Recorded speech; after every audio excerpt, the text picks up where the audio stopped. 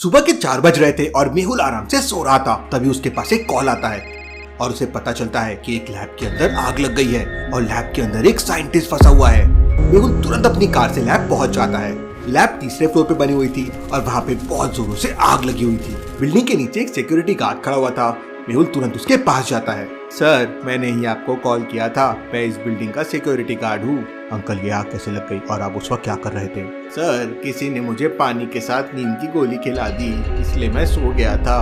Interesting, very very interesting. इसका मतलब किसी ने जानबूझकर आग लगाई है। अंकल, इस वक्त लैब के अंदर कौन कौन मौजूद है? सर, इस वक्त लैब के अंदर केवल डॉक्टर मनोहर काम कर रहे हैं, लेकिन वो अभी तक बाहर नहीं आए हैं। उनकी जान खतरे में है, इसलिए मैंने आपको कॉल लगाया। मेहुल तुरंत बिल्डिंग के तीसरे फ्लोर पे पहुंच जाता है, लेकिन वो लैब के अंदर नहीं जा पाता क्योंकि आग की लपेटें बहुत तेज थी। मेहुल को डॉक्टर मनोहर की आवाजें जोर जोर से आने लगती है। डॉक्टर मनोहर, आप कहाँ पर हैं? मैं आपको बचाने आया हूँ। तभी लैब के अंदर से डॉक्टर मनोहर के चिल्लाने की आवाज आती है, बचाओ बचाओ। मुझे कैसे भी करके लैब के अंदर जाना होगा, डॉक्टर मनोहर की जान खतरे में है। मेहुल को सामने 3 रास्ते दिखाई देते हैं जिससे वो लैब के अंदर जा सकता है। लॉजिकल आदमी क्या बता सकते हैं मेहुल तीनों में से कौन सा रास्ता ले सकता है? सोचिए सोचिए।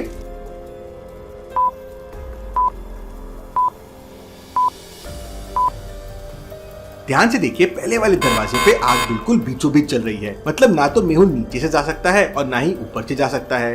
दूसरे रास्ते पे आग बहुत ही तेज लग रही है और आग ने पूरे दरवाजे को कवर कर लिया है। लेकिन तीसरे दरवाजे को ध्यान से देखिए, आग केवल ऊपर की तरफ है, मतलब नीचे से जाया जा सकता है। मेहुल के बाजू में एक स्केटबोर्ड पड़ी हुई थी। मेहुल स्केटबोर्ड पे लेट जाता है और तीसरे दरवाजे के नीचे से लैब के अंदर पहुंच जाता है। लेकिन लैब के अंदर भयंकर आग लगी हुई थी। यहाँ तो बहुत भयंकर आग लगी हुई है। अगर मैं अंदर गया तो मेरी भी जान खतरे में हो सकती है, लेकिन मुझे कैसे भी करके डॉक्टर को बचाना है। मेहुल लैब के अंदर जाने के लिए कोशिश कर रहा था कि तभी अचानक लैब के अंदर धमाके होने लगते हैं। आग केमिकल तक पहुंच चुकी थी तो धमाके बढ़ जाते हैं। मेहुल तेजी से स्केटबोर्ड चलाता है और लैब के बाहर आ जाता है। लैब के अंदर एक के बाद एक धमाके बढ़ते जा रहे थे। वहाँ फायर ब्रिगेड भी आ जाती है और थोड़ी ही देर में आग बुझा देती है। पता नहीं डॉक्टर मनोहर के साथ क्या हुआ होगा। मेहुल तुरंत लैब के अंदर जाता है, लेकिन सारी लैब जल चुकी थी और डॉक्टर मनोहर की डेथ हो गई थी। मेहुल डॉक्टर मनोहर की डेड बॉडी को अच्छी तरह से चेक करता है, लेकिन उसे कोई सबूत नहीं मिलता। मेरी आंखों के सामने डॉक्टर मनोहर जलकर मर गए, मैं खूनी को बिल्कुल नहीं छोड़ूंगा। थोड़ी देर बाद उस बिल्डिंग का मैनेजर वहाँ आ जाता है। मैनेजर, मुझे सच बताओ, डॉक्टर मनोहर को किसने मारा है?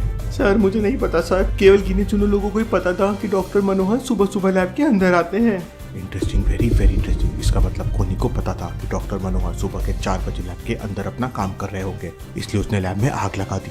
मेहुल सीसीटीवी फुटेजेस चेक करता है। आग लगने के बाद कैमरा जल चुका था, इसलिए उसके बाद के फुटेजेस अवेलेबल नहीं थे। लेकिन ठीक 4 बजे जब मनोहर लैब के अंदर आए थे, उसका एक सीसीटीवी फुटेज मेहुल को मिल जाता है। इसके बाद मेहुल कल के फुटेजेस चेक करता है तो वहाँ मेहुल को एक क्लू मिल जाता है। लॉजिकल आदमी, क्या आप इन दोनों फुटेजेस को देख के बता सकते हैं मेहुल को क्या क्लू मिल गया? सोचिए सोचिए।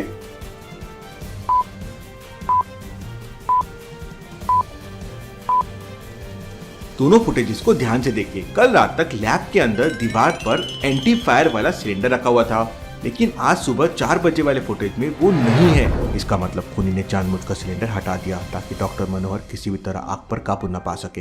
लेकिन डॉक्टर मनोहर ने आग लगने के बाद भागने की कोशिश क्यों नहीं की? वो लैब के अंदर ही क्यों फंस गए? अपने सवालों का जवाब जानने के लिए मेहुल लैब के अंदर तलाशी लेने लगता है। काफी देर तक छानबीन करने के बाद मेहुल समझ जाता है कि आग लगने के बाद डॉक्टर मनोहर लैब से बाहर क्यों नहीं भागा था। लॉजिकल आदमी, क्या आप ध्यान से सारी चीजों को ऑब्जर्व करके ये बता सकते हैं? सोचिए सोचिए।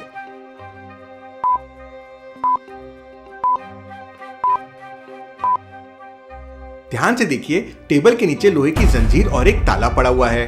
इसका मतलब खूनी ने डॉक्टर मनोहर का हाथ लॉक कर दिया होगा, इसलिए वो लैब से भाग नहीं पाए और जब उनकी बॉडी पूरी तरह से जल गई तो लोहे की जंजीर अपने आप बॉडी से अलग हो गई। मेहुल डॉक्टर मनोहर की डेड बॉडी लेकर बिल्डिंग से बाहर आ जाता है और वहाँ के सिक्योरिटी गार्ड और मैनेजर से कहता है, जब तक केस की छानबीन पूरी नहीं हो जाती बिल्डिंग के अंदर कोई नहीं जाएगा और तुम लोग सब यहीं पे रहोगे। इसके बाद मेहुल मनोहर की डेड बॉडी लेकर संजना की लैब में पहुंच जाता है। सुबह के 6 बज चुके थे। सिक्योरिटी के लिए दरवाजा एक पासवर्ड से लॉक था। इन चारों बटन पे मुझे बताओ कौन सी बटन ऑड वन आउट है? ध्यान से सोचना लॉजिकल आदमी।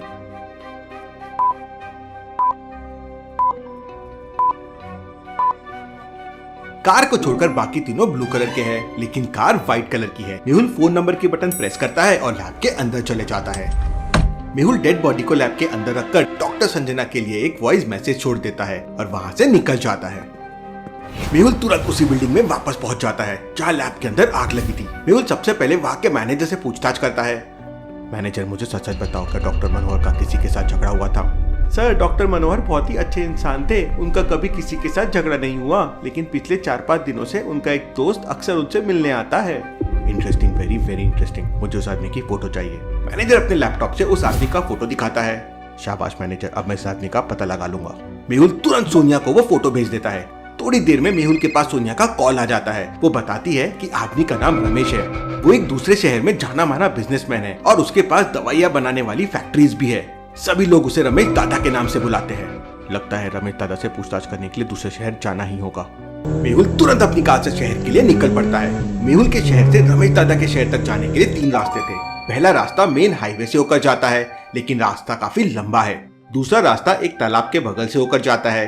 ये सबसे शॉर्टकट रास्ता है, लेकिन तालाब में बहुत सारे क्रोकोडाइल्स रहते हैं जो अक्सर सड़क पे आके बैठ जाते हैं। तीसरा रास्ता जंगल से होकर जाता है, लेकिन इस समय जंगल में बहुत सारे डाकू रहते हैं। लॉजिकल आदमी क्या बता सकते हैं कौन सा रास्ता मेहुल ले सकता है? सोचिए सोचिए।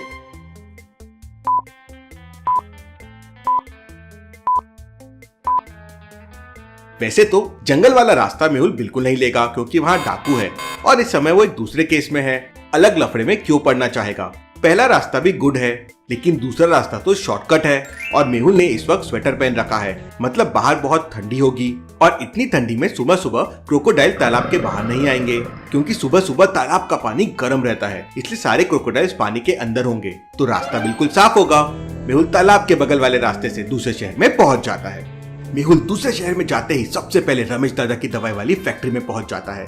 मेहुल फैक्ट्री के बाहर अपनी गाड़ी खड़ी कर देता है और अपने कपड़े बदल लेता है ताकि कोई उसे पहचान ना सके। मेहुल दूसरे कपड़े पहन के फैक्ट्री के अंदर जाने लगता है तो फैक्ट्री के बाहर 2 बॉडीगार्ड खड़े हुए थे। वो उसे रोक लेते हैं। मैं रमेश दादा का आदमी हूँ, मुझे रमेश दादा ने भेजा है। रमेश दादा का नाम सुनते ही सिक्योरिटी गार्ड मेहुल को फैक्ट्री के अंदर एंट्री दे देते हैं। फैक्ट्री के अंदर का नजारा देख मेहुल हैरान रह जाता है। Interesting, very very interesting. इसका मतलब रमेश दादा डुप्लीकेट दवाइयाँ बनाकर बेचता है। मेहुल आराम से फैक्ट्री के बाहर आ जाता है और फिर रमेश दादा को कॉल करता है। रमेश दादा, मुझे 5 करोड़ की डुप्लीकेट दवाइयाँ चाहिए, मैं तुम्हारी फैक्ट्री के बाहर खड़ा हुआ हूँ। 10 मिनट के अंदर रमेश दादा फैक्ट्री के बाहर पहुंच जाता है। मेहुल उसे पकड़ लेता है और पुलिस को कॉल कर देता है। पुलिस फैक्ट्री पे छापा भी मार देती है। रमेश दादा, सच सच बताओ, तुम डॉक्टर मनोहर से मिलने क्यों गए थे?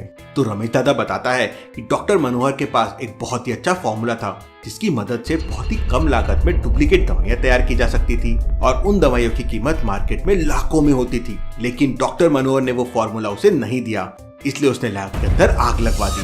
रमेश दादा, तुमने ज्यादा पैसे कमाने के लालच में डॉक्टर मनोहर का मर्डर कर दिया है। अब जेल में बैठकर डुप्लीकेट दवाइयाँ बनाते रहना। Case solve, detective Mehul rocks.